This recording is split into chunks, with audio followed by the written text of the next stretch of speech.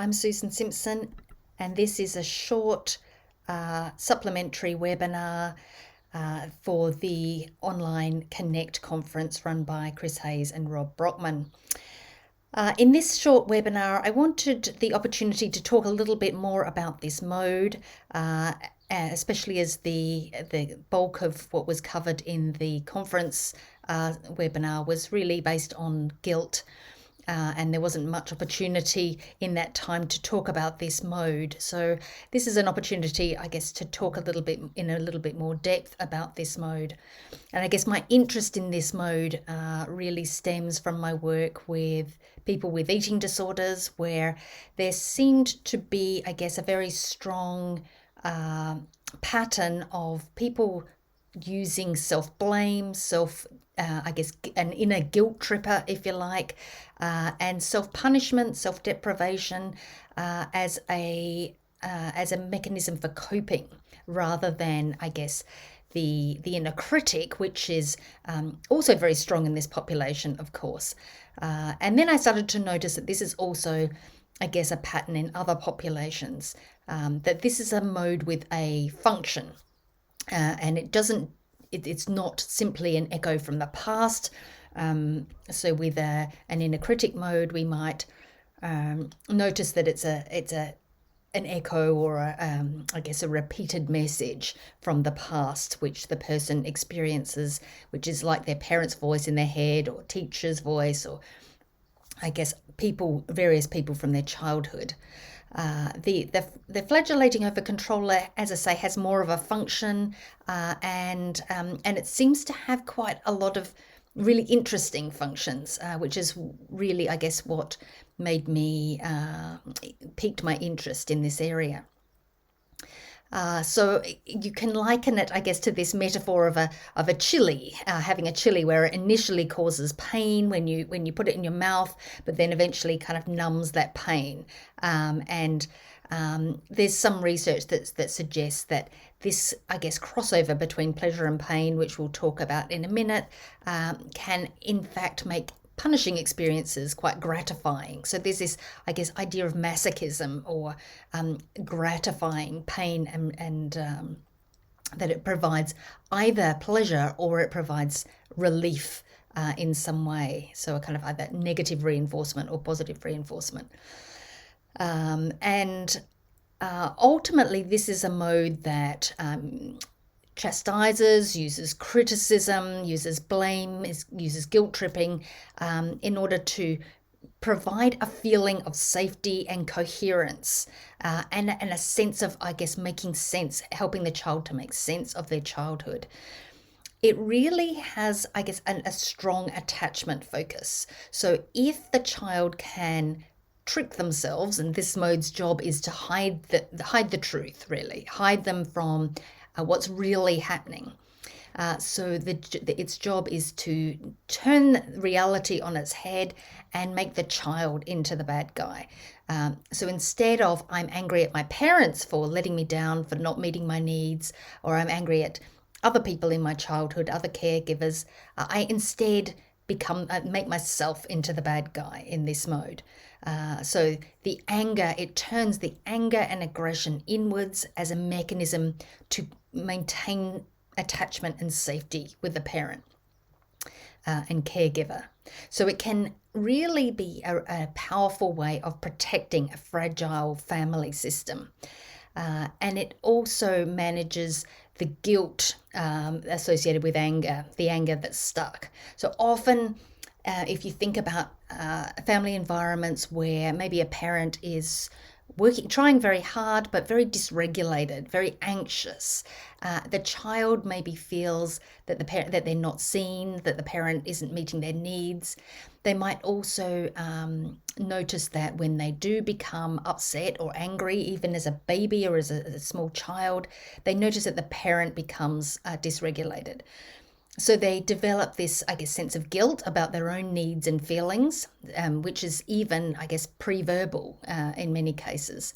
That's this kind of ongoing sense of guilt that somehow they've hurt the parent, or they've dysregulated the parent, because the parent has become quite phobic of emotions because of their own schemas and difficulties. So the child, when they're not getting their needs met, needs to manage that anger. They can't express that anger outwards without dysregulating their parent further and without further feelings of guilt around that. They may also be aware that the parent is doing everything in their power to help the child. So this may be a parent who's, spent hours taking care of the child's needs in other ways throughout their childhood. Maybe took them to expensive schools or helped them in very practical ways. And so the child is already aware that this is a parent who's done a lot for me. It might be a parent who's quite explicit about the fact that they've done a lot for the child and is explicitly guilt-inducing, or it might be more implicitly guilt-inducing. But the child either way learns that, my parents done so much for me, I can't express how I really feel. So why am I feeling this anger? There must be something wrong with me. Why would I be feeling this when my parent is such a good, caring, loving parent? Which very often the parent is. That is just that they're emotionally disconnected. They're emotionally phobic. And so they're not able to, meet the child's needs for attunement, for resonance, they're not able to be emotionally present with the child. The child feels angry about that, but they don't know why. They don't understand that this is a missing ingredient because they've never had it. All they have is this feeling of anger that I feel angry with my parents and there's no justifiable reason for that. So I must be bad. There must be something wrong with me. I need to punish myself to get rid of that. Or this flagellating overcontroller kind of knows that turns it on its head so that that anger at the parent becomes directed inwards, that I become the bad guy as the client. And that way the whole family stays safe and I punish myself, rather than getting angry with the parent. Now, and I guess another scenario might be if the parent is very narcissistic, then the child as well will learn that if they try to express themselves in any way, if they try to, especially if they express any anger or dissatisfaction, then the parent will be angry with them, will reject them, will abandon them in some way. So they learn very early on that's a no-go zone. I have to learn to manage my anger in another way so that I can maintain some attachment to this parent. And of course, in infancy, that's a basic survival mechanism to maintain that attachment. So, whether it's a very narcissistic family or a very kind of anxious family, either way, the child has to do something with that anger. And the flagellating overcontroller's job is to send that underground. So this can over time, as I say, become almost gratifying in itself, even if it's just providing a sense of relief from that anger, which they don't understand necessarily is even anger. They know it's a kind of a tension, and this provides relief from that. And the anger inside them can feel very dangerous. So the release of that anger, even if it's in terms of self-punishment, can feel very, very relieving. So I've seen, I guess, in anorexia nervosa, very often this can take place through self-deprivation, where the person deprives themselves of any pleasure. Including any food. They don't allow themselves the heating on. They won't allow themselves to kind of have sex or fun in any way. Any kind of pleasure is forbidden. And this is also linked with what we talked about earlier in the webinar, the main webinar on survivor guilt, where the child potentially feels that when they're getting their needs met, that it in some way depletes the parent. So their needs become dangerous to the parent in their mind. Dangerous or harmful or kind of selfish, because they're taking the parent's share of pleasure, if you like. And so in this way, I guess, self-denial becomes a form of managing that. And this can, I guess, it's a spectrum where it can lead to kind of more severe forms of self-punishment. Some of my clients will eat food off the floor, eat dirty food, eat raw meat.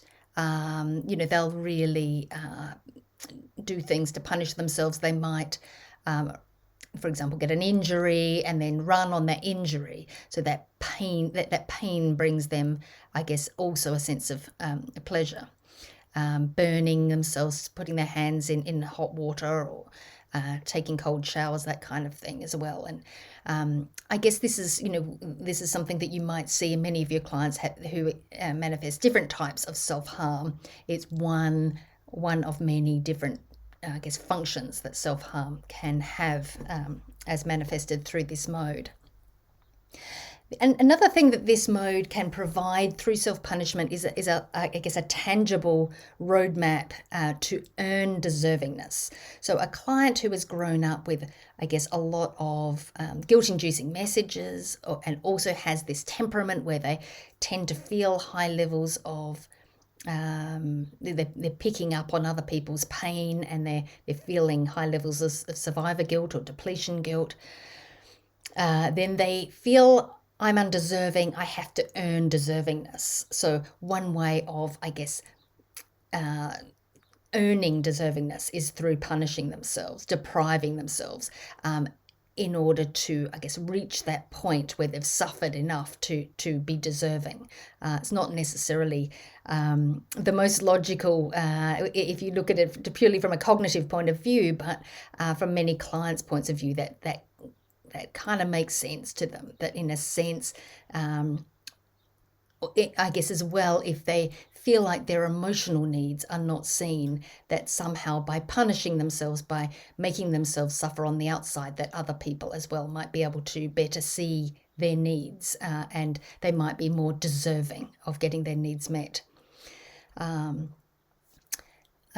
And self-blame and self-sabotage also increase a sense of control, a sense of order over an unpredictable world. So for clients who have, I guess, this sense of, I don't know what's going to happen next, I don't know how my parents are going to react, especially in situations with high levels of uncertainty or very volatile childhood environments, then that self-blame and self-sabotage can give them a sense of control and coherence. And especially if it's an environment where they were punished themselves, then this becomes a way in which they can protect themselves, that at least I'll already be feeling bad. At least I can buffer the pain of someone else hurting me, or the unpredictability of someone else hurting me, because I'm already doing it to myself. And in some cases, it might be that if I do it to myself, if I harm myself, then my parent will see I'm harming myself, and they're less likely to attack me because they can see I'm already suffering. So you can see there are lots of different possible, I guess, nuances to this mode, and ways in which it can help the client, or at least they perceive it's helping them. So it's with all of these mechanisms, it's a way of, as I say, maintaining that attachment with the caregiver. It's a way of trying to stay connected. This is a mode that's trying to help the client feel like they belong within their family, or within their tribe, if you like. It's trying to prevent them from feeling alone and alienated. It's trying to prevent them from suffering, ironically. And so we need to work with it in that way, to kind of recognize that. It might also be working to punish them to prove that they have the right values. It believes that if you've seriously violated their values and harmed someone, it punishes you to just demonstrate that at least you are trying to be less bad, or that you believe in the right things, to prove your morality. Okay, so I'm just going to move on to the next slide here. Ultimately, this is a way of repressing anger. And I think that's the main thing to remember. It may have an abandonment schema very often underneath, emotional deprivation underneath, and there's this, I guess, trapped anger, this subjugation and enmeshment, very, very common as well with this schema, with this mode, sorry. Now, I've already shown you the Dobby effect in the previous presentation, but I guess this is based on, just to explain a bit, this is based on the idea that in altruistic guilt or survivor guilt, there's always this perception that I've harmed you in some way, that by you suffering, even though I'm not responsible for that, I feel responsible for fixing that or taking care of that. And there's this distance, there's this sense of your suffering, I'm not, and I'm somehow responsible for dealing with that or managing that in some way. So the self-harm becomes a way of you're suffering, now I'm going to be suffering with you. So it's about bringing themselves closer to the other person who is suffering, so that you're not the only one suffering. I don't have to feel that guilt about you suffering and that responsibility, because I'll make myself suffer as well.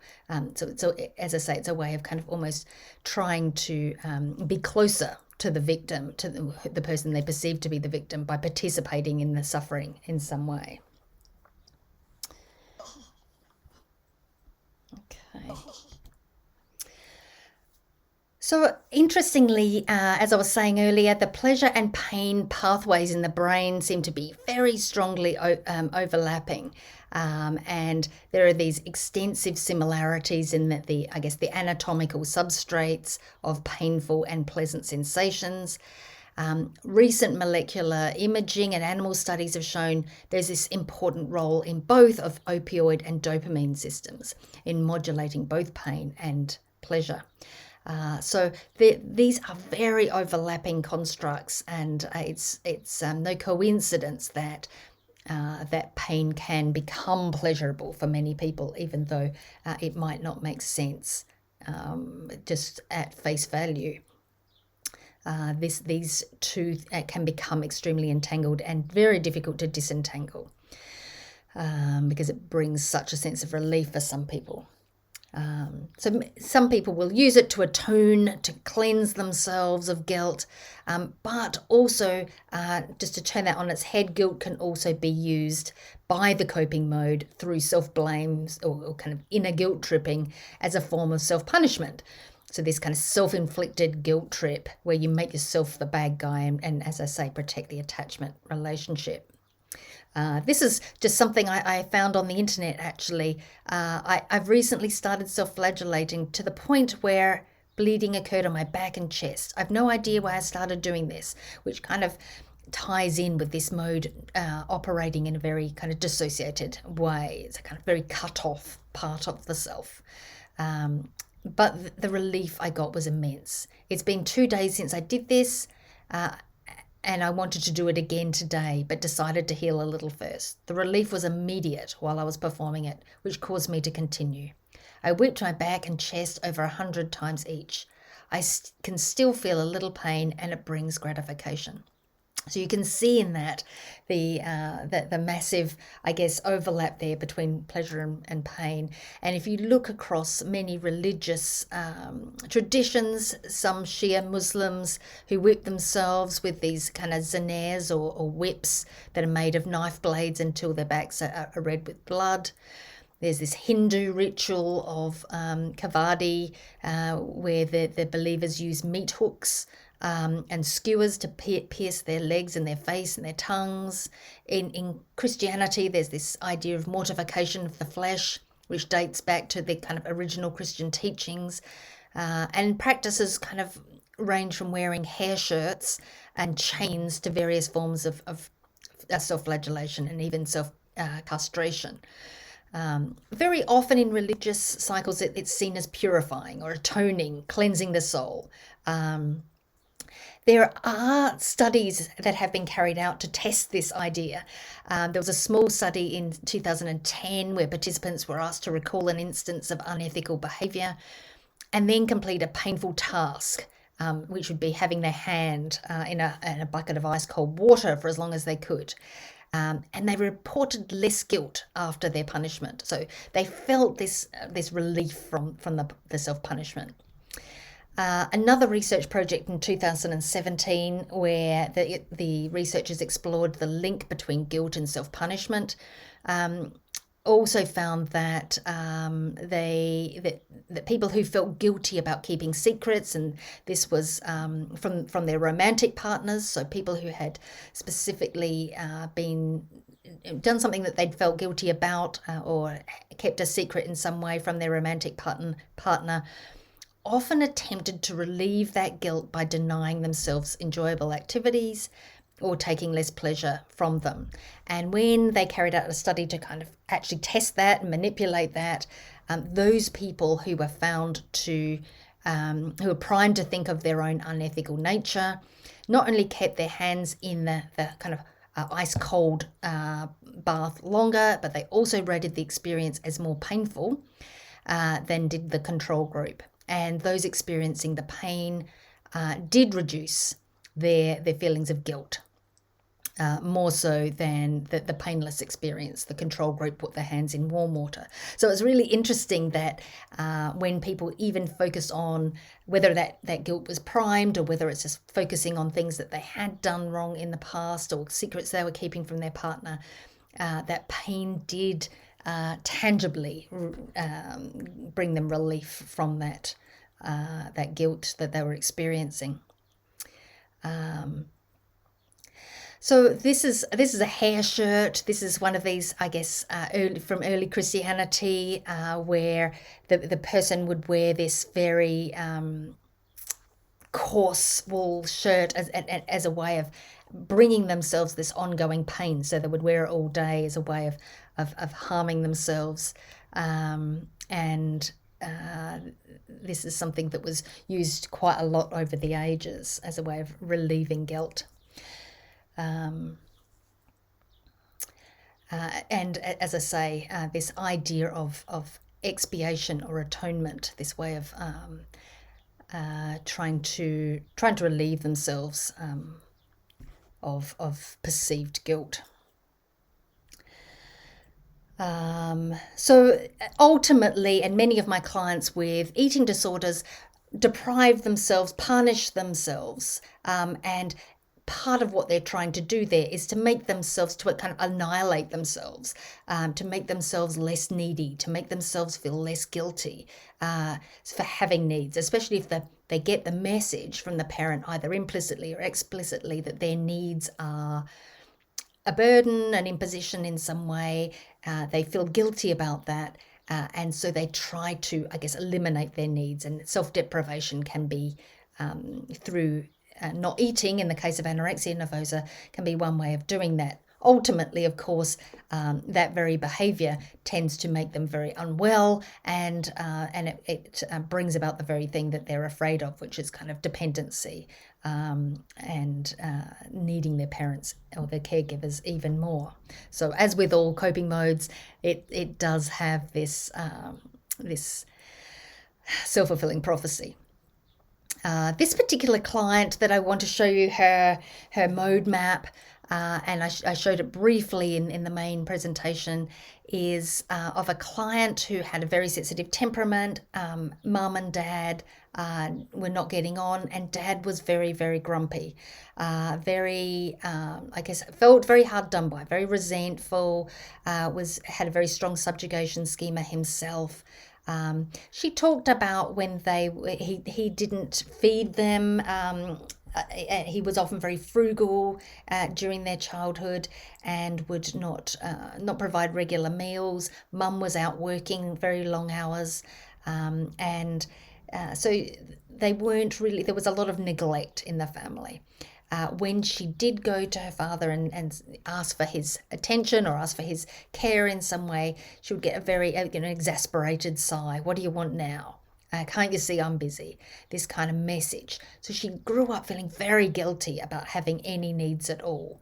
She was also very aware that her dad was very volatile and angry, but also her mum and dad's relationship was very problematic, and she knew that there was no space for her to get angry or upset or to have any needs and feelings in this family, that her parents' needs kind of took up all the space, and were very resentful if she put her needs forward. So you can see here that there's this, as a result of these experiences, she had this message. Her inner critic was kind of, no, you're wrong, you're a problem, you're too needy, you're different. And this made her feel very sad and lonely, and also angry. But she wasn't able to experience that anger or even kind of acknowledge to herself. So she would deny. If I asked her, if she was angry or if there was a part of her that felt angry, she would just kind of completely, no, I don't feel angry at all. I guess this is the part of the power of this mode. It completely dissociates the anger. It completely cuts off the anger from the person that it's really about, to the point where the person has no real awareness, no real conscious awareness that they're angry at the parents at all. And in fact, their anger is completely egocentric, in that it's directed inwards. I am the problem. Now, of course, that resonates with her inner critic, which in this case also believes that she is the problem. But there's a side of her that knows that she's angry with not getting her needs met. There's this side of her has to kind of dissociate from those feelings of anger, and her I guess natural, if you think about our anger as the emotional immune system of that we all have, that's there to kind of protect ourselves. It's our kind of white blood cells of the emotions, that fight off and protect when we need to. For her, that had to be dismantled. That kind of becomes an autoimmune emotional system, if you like, where she has to turn her system in against itself, to stay safe and to keep the whole family stable. Okay. And another example of this mode is a client that I had, that I saw for many years, who would eat dirty food. She would run on injuries. She would walk out in the traffic. There was lots of, I guess, consistent self-harm, which for her came from, I guess, this rage that she had suppressed from childhood around being abused, being invalidated, being emotionally neglected, but her parents just kind of being completely unable to tolerate any anger from her, and there being lots and lots of guilt inducing around that. So she learned to turn that inwards. Now, she did also have a very strong inner critic, and when we shifted that flagellating overcontroller sideways through empathic confrontation, her inner critic was there behind, and then we could deal with that in the usual way through chair work and through imagery work. I guess the other aspect of, as I mentioned in the main workshop, this idea of cheirophobia and hednophobia, this kind of idea of fear of happiness, fear of pleasure, and this excessive, I guess, focus on productivity, on achievement as a way of trying to earn deservingness, trying to earn the right to pleasure. These are clients who very often have not experienced pleasure or have been made to feel guilty for experiencing any pleasure. So pain becomes the pleasure, because getting their needs met is seen as a threat, or is seen as as I say, as a way of depriving other people in their family. So where to go with this mode? One thing that I would recommend is a lot of chair work, where you really want to put this side on a chair, or you can interview it in imagery and really get to know this mode. So you can ask the the flagellating overcontroller, why are you here? When did you come into her life? How do you help her? How does punishing her or depriving her help her? What are you trying to protect her from? So you're interviewing it as you would with any other coping mode.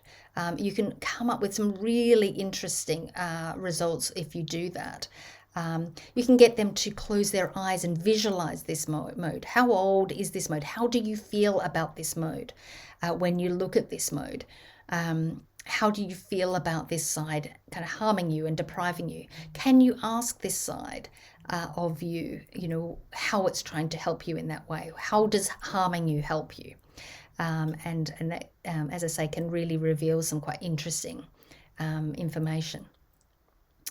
And we're really trying to get, as we are all the time with chair work, trying to get to that empathic, the empathic vulnerable child that feels so much guilt, that carries around the guilt of everyone else's problems.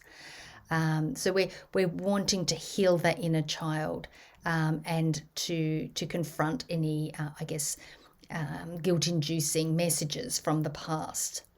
And we want to, I guess, validate that caring nature, that caring aspect of guilt. We want to validate that, but actually also eliminate any guilt which is, I guess, which is interfering with their lives. We want to give them permission to experience needs and emotions. And challenge that idea that by getting their needs met and experiencing pleasure, that they are depleting other people. So we want to kind of challenge that magical thinking in imagery in chair work. We want to reassure them that their internal world isn't dangerous, that their feelings, their expression of feelings, is not going to harm anyone, even though that was the message they got in childhood. So you might need to confront the parents around that if that's the message they're giving. Or the caregivers. And in your sessions with the client also, it's about encouraging the client to express dissatisfaction, anger, and I say to clients, I'll know that we're making progress because you'll feel annoyed with me about something and you'll be able to start to tell me about it. And that will be a day for celebration for me when you get angry with me about something, especially for these clients who are really suppressing their anger. Or to tell me about something that you felt angry about, something little that you felt angry about this week, and then to congratulate them for that. That's really great. You're starting to actually use your anger in the way it was meant to be, as your emotional immune system, to alert you to when something's not right.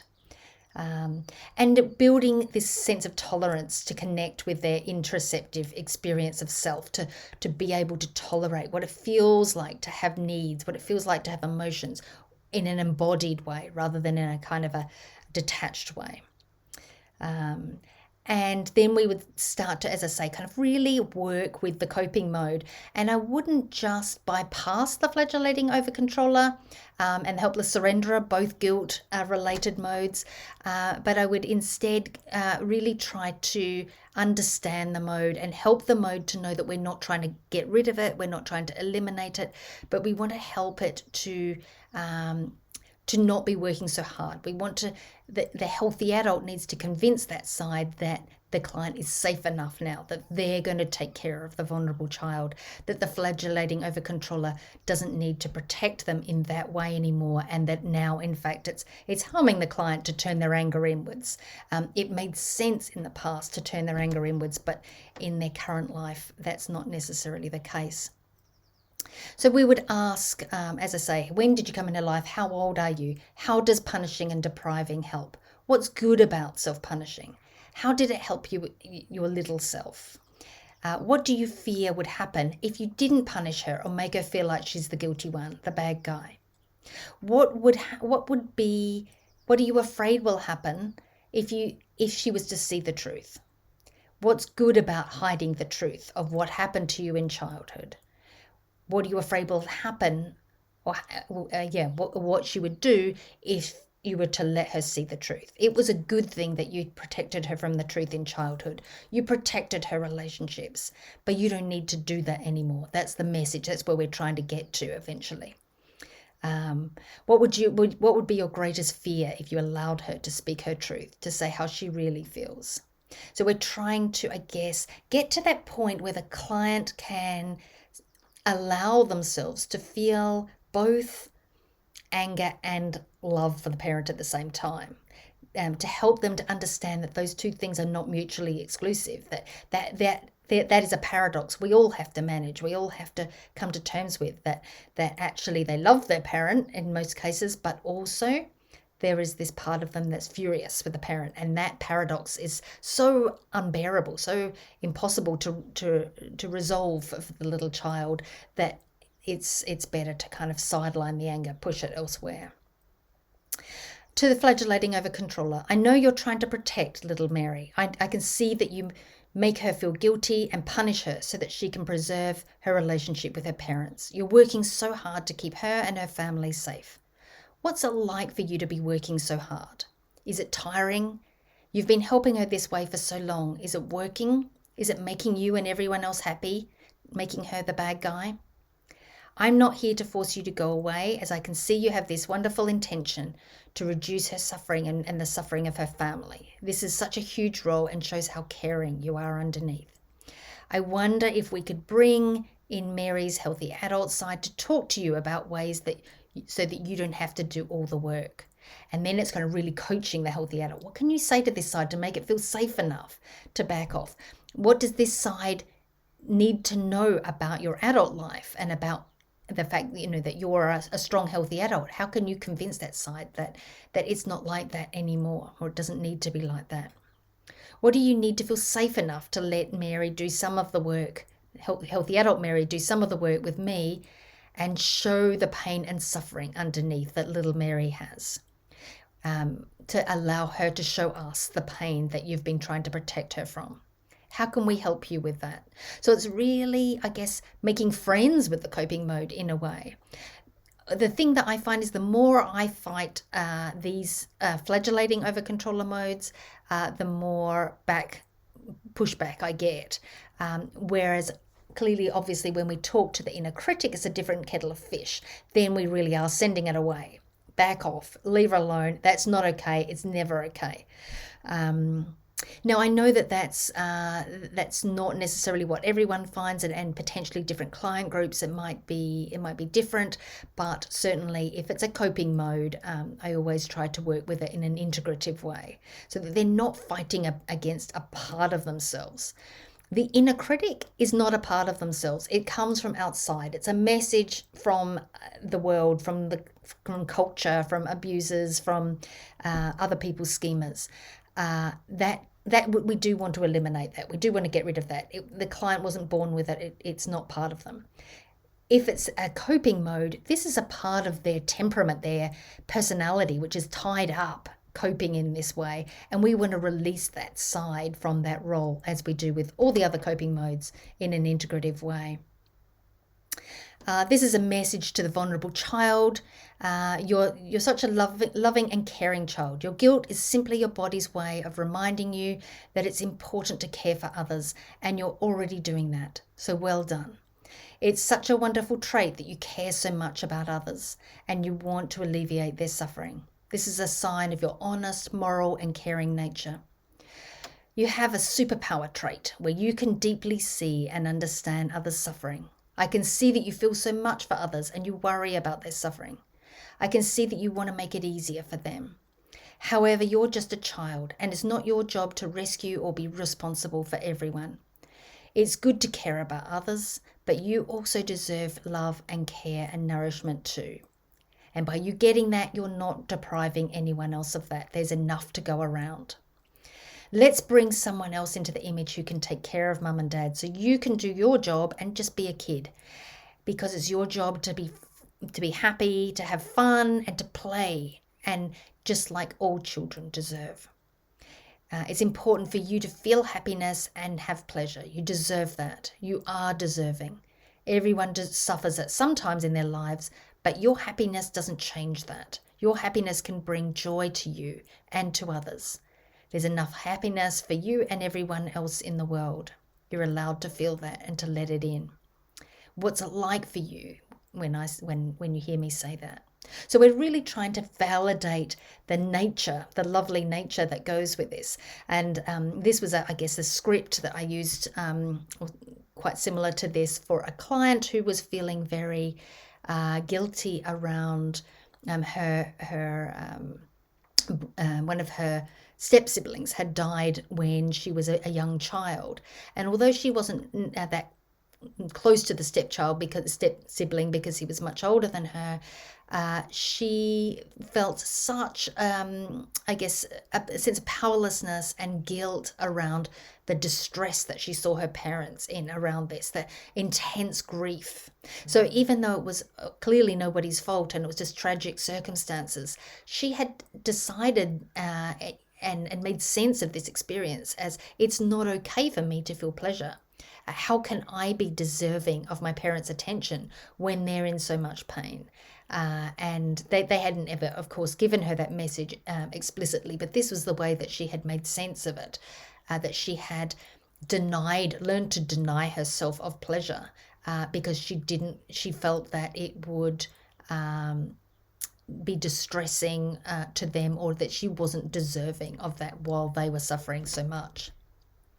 So she joined them in their suffering by starting to punish herself. So it's her way of trying to bring herself closer to her parents, closer to her family as they were going through this terrible pain. So it's such an altruistic emotion. It's quite, it never ceases to amaze me, really, how the origins often come from such an altruistic place. And it's really important to validate that when we're doing that reparenting work. So finally, when we're looking at the behavioural pattern breaking, we want to help the client to recognise that recovery involves feeling that their feelings, to notice and understand and label those feelings, and then to, I guess, do that constantly reparenting their own vulnerable child, reminding themselves, it's lovely that you feel so much for other people, but it's not, that's not your responsibility. I'm here to take care of you, and your needs are important. So it's recognizing that those feelings as they come up and working with the vulnerable child. We're also helping them to overcome their phobia of experiencing difficult feelings, but also their phobia of pleasure and their phobia of happiness. And actually, with many people, I'll give them a hierarchy, and we'll work through their hierarchy of, learning to spend money on themselves, learning to put the heating on, learning to feed themselves. All these things are overcoming their fear of pleasure, and you can set it up as behavioral experiments. Did anyone else look like they were suffering when you were eating, or when you were nourishing yourself, or when you were experiencing pleasure, or when you weren't harming yourself? And to really, I guess, notice their flagellating overcontroller, their inner guilt tripper, when that's working, when that's happening, but also that inner critic, guilt-inducing mode as well. So really looking at, is this a friend or foe? In Scott Kellogg's words, is this a friend, a coping mode that's trying to help me, or is this just the inner critic, just talking about outdated information, which is no use to me anymore, which I'm not going to allow in my life anymore. So I hope that supplementary information was somewhat useful to you, and wishing you the best of luck in identifying and working with flagellating overcontroller mode in your own clients. Thanks for your attention.